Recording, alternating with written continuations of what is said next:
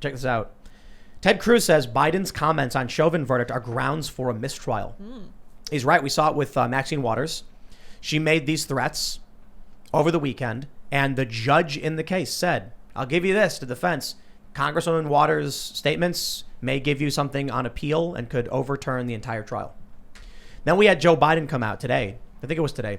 And he said he was hoping for the right verdict because the evidence was overwhelming. Now, I don't know if that's grounds necessarily for a mistrial because the jurors were already sequestered. But the idea that the Democrats were making public statements. Influencing. Absolutely. Yeah. You got these jurors, man. They know their house is going to get burned to the ground unless they give the extremists what they want. So they did. There it is. There's no justice. There's no fair trial here. Well, and then going back to the business stuff, it's the same way. I mean, are businesses going to be boycotted then if they don't comply to a policy initiative or what is going on in current events or the political space? When I see people talk about censorship and the weird cancel culture stuff and they laugh about it, yeah, in a sense where it's like they're not laughing because they think it's funny what's happening to people. They laugh because it's like it's just so absurd. These people are crazy. I'm like, you realize that level of social enforcement where they're censoring speech they don't like, right? Where they're getting people fired from jobs because they spoke up or stood up. That's how authoritarianism begins. Mm-hmm. I often say, we in the context of reading, say, 1984, Brave New World, or Fahrenheit 451, did everybody reading those just assume in those worlds one day, blink, there was an authoritarian government? Just like you wake up one day and there's a guy on the screen saying, I am your dictator, ha ha ha. No, it happens gradually through social acceptance and social pressure. The only reason the government has power is because people have confidence in it. So when you get to a point where everyone's like, I will either say nothing or I'll join the mob, congratulations. You are on that roller coaster heading right down into totalitarianism. Yeah, I kind of actually feel quite sympathetic for the jurors. People are saying like, they're pansies, they're being pushed around, and I don't think that's the case. Nope. I agree that they could be much stronger, but I also sympathize that they're concerned about what's going to happen to their homes and their kids, their families. But Tim seems to disagree with I think about the founding fathers, and I don't even know the number. Many of the people who signed the Declaration of Independence had their homes burned to the ground. Yeah, you're right. They were killed. And there are people right now. Could you imagine if George Washington, Thomas Jefferson, Thomas Paine, Benjamin Franklin, and they're like, chilling, watching what's going on here. And they're like, a bunch of people died for freedom, for liberty, for the Constitution, for the Bill of Rights, for the right to individual freedoms. Mm-hmm. And now you got people who won't even say words. You got people that won't even risk losing money. There are people who literally watch their homes get burned to the ground because they believed in something. And today in America, you have people who are like, don't look at me. I don't want to be involved. I'm not sticking my neck out for anybody. So this is a point I made to Catalina on the drive back. I don't think that we're going to be able to actually win this war or get our culture back without being inconvenienced. We are in love with convenience. We like everything to be soft and easy, perfectly temperature controlled. We have serious first world problems, and it is biting us in the butt. You know what I think? It is. I'll say this. What's that? In the 1760s up to the 1780s, enough stuff with all the Revolutionary War, there was no air conditioning. So everybody was already drenched in sweat and grime and all agitated. Yeah. So they were just ready for a fight. That makes sense. Yeah. It's like you're sitting there.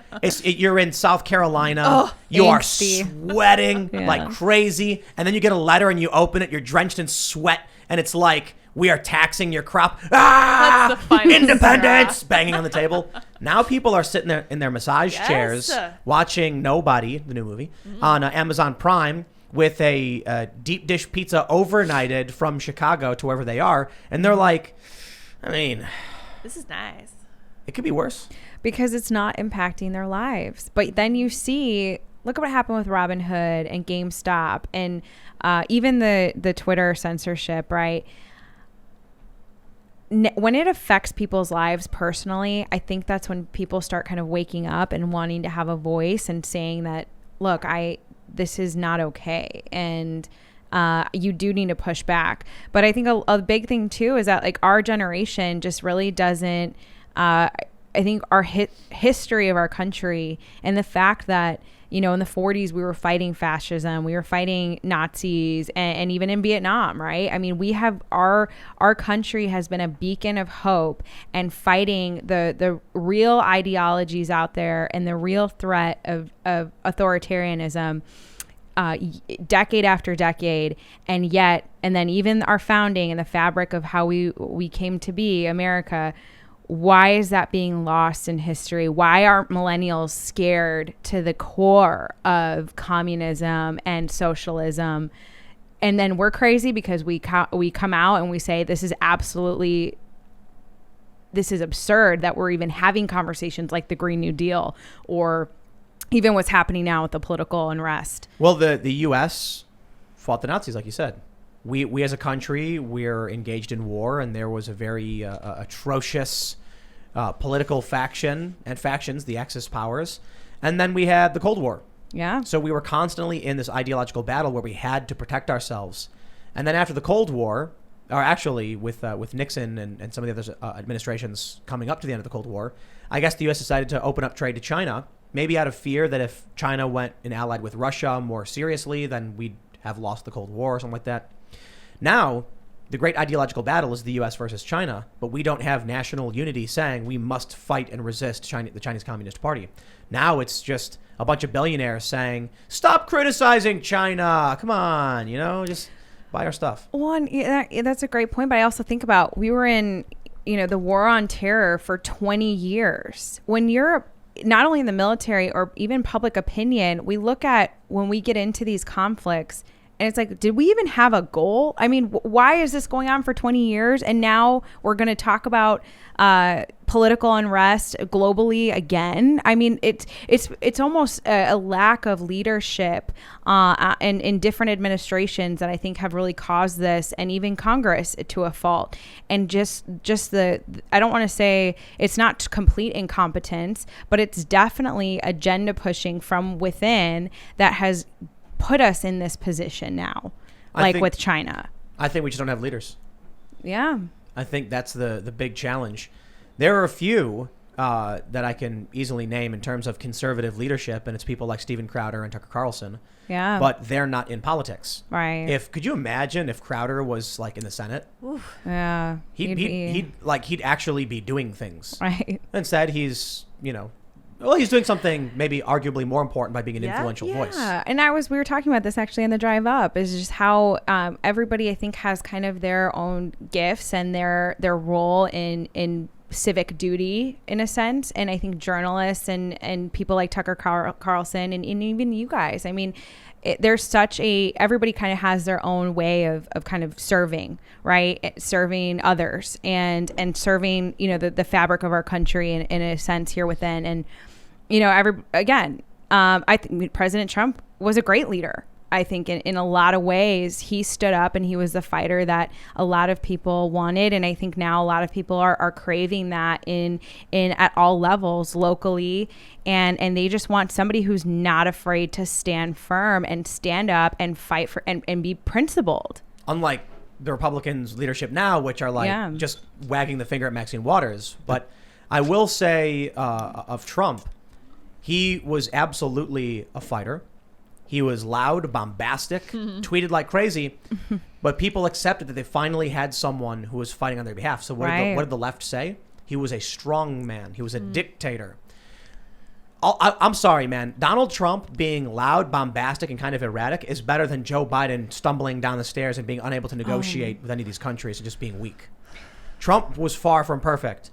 But at least he was just over that threshold of actually doing things and fighting for things. I think a problem is, I keep thinking about Eisenhower, how he basically acknowledged the military-industrial complex and that they deferred leadership to this quiet, secretive organization that the deep state is somewhat running the government, running the world with military bases, establishing this liberal economic order around the globe. Yeah. So a real leader would stand up and say, I'm going to break this apart and get killed, because they're in the crosshairs. They're vocally speaking. They know where they work. They work at the White House, and they stand no chance. They're surrounded by people that are working for that system, the military-industrial complex. So a real leader, it's almost like you don't see them. But we want someone to step up and speak, and we want that person to be the leader. At least I do. It's inspiring. But in modern days, when the leaders are in the shadows, and I use the word leader in an odd way, the people that are making the decisions, maybe aren't maybe that's the leadership system. Oh, and that's the same thing with Eisenhower. Is like he was on the ground with his troops, right? You read every type of servant leadership or leadership book, whether it's business or military. The best leaders are there on the ground with their people. And the issue, especially now when you bring up the establishment to kind of like tie everything together, what we were talking about earlier, is that these people sit in their ivory tower and they're in DC. You have these bureaucrats, you have these people that are in a faraway place, as Reagan used to say, and they're not in tune with the everyday American. They're not in tune with what people want and where the country is going. Why our manufacturing companies are getting shipped off to China? Because our politicians don't understand small business owners, and they don't understand how their policies are affecting everyday people and everyday lives. And I think that's the biggest issue. We don't have enough people on the ground. Yeah, I would love to see a president or like a leader get on like a video chat conference with 30 other people and listen to them all for like 2 or 3 hours a day. Right. Well, the two big issues that I see, one, economics, obviously, under Donald Trump. Yeah. The economy did really well in 2019. It was kind of a crazy year. Just everything was going so great for so many people. And then COVID happened, which then everything kind of went really bad for a lot of people. But under Trump, the economy, when things were not, COVID. But you also had the critical race theory stuff, which is now becoming more and more pervasive. Donald Trump signed those executive orders. I don't think he understood the problem enough, but he still took action. And now you have Joe Biden basically going as woke as possible, rescinding these executive orders. And now it's going to start getting really, really bad. I mean, these people are overtly racist. Mm-hmm. And the policies that they push are incredibly divisive.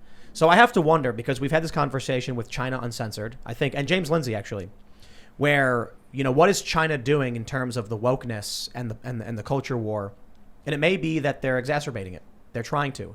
So while they're extracting our manufacturing base in our economy, they're also helping to seed an extremely divisive and racist ideology, which, in my opinion, is antithetical to the Constitution and what Americans believe. Mm-hmm. But that is becoming more and more pervasive. You get someone like Joe Biden, you get someone like Kamala Harris, and that's it. It's going to start spreading. It's going to get worse, and then we're going to see more and more Democrats start embracing this stuff.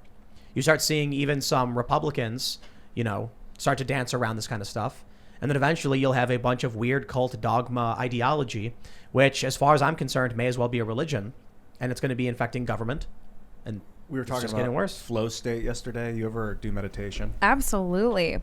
Love meditation. This racism and this weird ideology that you're talking about, it's like it's infected the mind, and it's making people think on overload and overload. Maybe it's not making it, but that's what they're...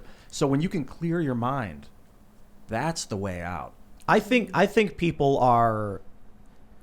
What's the right way to put it? I think deep down many people know it's an inherently evil and just like corrupt ideology, but they know that if they speak up, they'll be canceled, they'll be threatened. Mm-hmm. So it's like the jurors, you know what I mean? They're like, I'm not going to say anything because I don't want my house burned down. There's a lot of people who are like, I'm not going to challenge the woke, establishment and this critical race theory stuff because it'll destroy my life and my career. Right. But then you look at someone like you. I mean, you talk about it almost every day and complain about it, and your career is thriving. So, and that's why I keep telling people to start doing it, to start standing up, because it's I don't know exactly where the quote comes from. I will tell you that I think I accidentally made up a quote from Andrew Breitbart where someone told me this. They said, I was told that Breitbart said this, and he didn't, but it was, you walk towards the fire and it's scary at first, but on the other side is freedom. And so you have all these people who are seeing this fire and they're like, I can't do it. I can't. It's bad. And then I'm like, watch. And I run and I jump over the fire, jump through the wall, and you're fine. Jump right through, no problem. And there's freedom on the other side. We're all hanging out. We're all free. No one can do anything to us. They can't take anything away from us. We've built something new that is ours. But you have to keep moving when you get close to that fire, because if you stop you get burned. And you panic, you're going to burn to death. But does it all come down to, and almost to bring in the meditation aspect as well, and like the self and the ego and all of that, is it a courage issue, right? And like a lot of people, our country was founded upon individual liberty, personal responsibility, to take risks, to be whoever you want to be. There's no ceiling. You define who you are. You define your own destiny. But then we've slowly eroded into, no, you must comply. You are in this social order. You are, even with the school system, you kind of have to fit this mold. And are we as a society just so, have we just been so kind of led onto this kind of social structure? This is the way things are supposed to be. Therefore, we shouldn't speak out. We shouldn't have the courage to speak out. And then it goes back to kind of like meditation. Is that, are we all just striving to kind of unlock that courage and unlock that self and get rid of that ego and stand firm and kind of move forward? And I think more people need to do that. Yeah, for sure. I was growing up in public school system. I was always afraid to speak out, hand up, rating. I didn't want to get in trouble. That was a big part of it. I don't want to get in trouble. And taking psychedelics opened my mind and made me realize how powerful I am as an individual. Especially marijuana was the first one, psilocybin. And the government has made those substances illegal for a reason. It's not a weird coincidence. Like, those are powerful individual creationism tactics to use chemicals in life. And it's very dangerous for the natural order to constantly have upheaval. So I understand why they're controlled in a way, but to our detriment, as we can see, as psilocybin was just made legal in DC, and used for PTSD. And I'm sorry, you said. Thanks for checking out this clip from the Timcast IRL podcast. If you want to see the full show, come back to this channel, youtube.com/TimcastIRL, Monday through Friday at 8 p.m., where you can leave comments and super chat, and we actually will read your comments on the show. Don't forget to like, share, subscribe, and if you want exclusive members-only content, segments you can't get anywhere else, go to timcast.com, become a member, and we even have full bonus episodes. Thanks for hanging out, and we'll see you all next time.